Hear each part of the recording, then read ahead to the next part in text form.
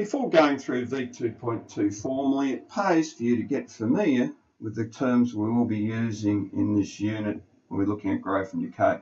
The linear growth, the linear decay for the two arithmetic sequence cases, albeit there's the steady state, the exponential growth, the exponential decay, because these are growth terms that we can use to model real life scenarios, and also the steady state or the equilibrium. Looking at the factory worker starting out in a job, he produces 48 electronic components on his first day, and that increases by 5 each day over the next 5 days. So we've got 48 as our first term and 5, and that will enable us to complete the table.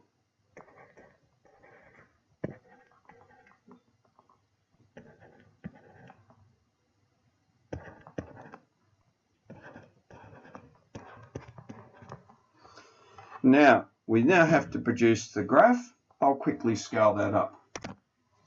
Now, when you sketch that up, you can see a nice, steady, linear increase upwards. So what we're getting, the obvious things, linear growth.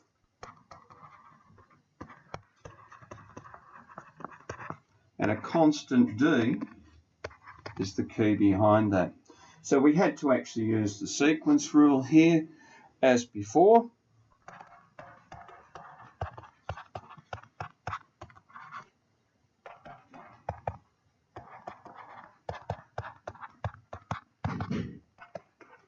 And when we work that through, 5n plus 43 is the sequence rule. To work out how many items you've processed on the 10th day, simply plug it in to your sequence formula.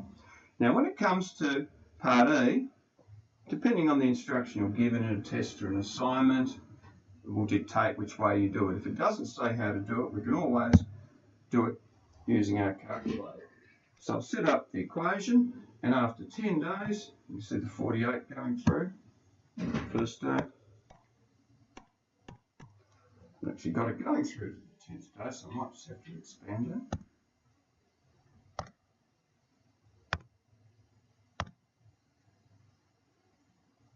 it. So just getting the sequence table list, I'll change that through to 10.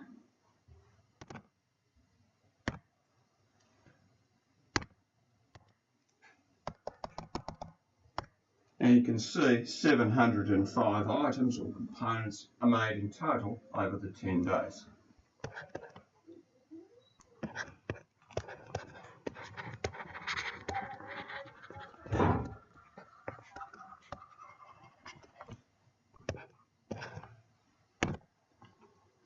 The City Council finds in summer, water is used in city reservoir at a constant daily rate.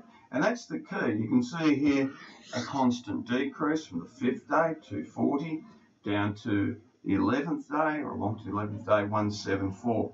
So we say there's a constant decrease for a D, and we can set up the two figures as a simultaneous equation. Now generally, we'll be using our calculator in order to work that out. So on your calculator, on the Math 1, strike the simultaneous equation item, and then we'll enter those terms using the alphabetical key.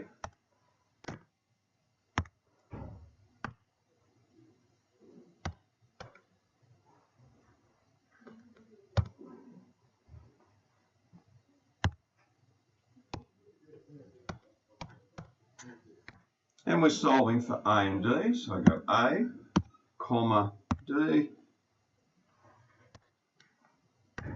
Next you see here, A is 284 and D is equal to -11. And writing out the sequence, that's Tn is equal to -11n plus 295. Now in order to go much further with this, we need to put it into our calculator. So here we write it in the explicit sense, and if I do the column thing, then what you'll find is that I haven't gone far enough. It only gets down to 185. So I'm just going to arbitrarily set my sequence to say 50. That may help me out later on as well. Go back, hit that button again, and we should find out, well, it goes far too far at 50, should find out roughly when it comes down to 0. So you can see here, somewhere between the 26th and the 27th day here. So between the 26th and 27th day. I forgot to go through and do the 15th day, but we tab back up. You'll see 130 litres on that day.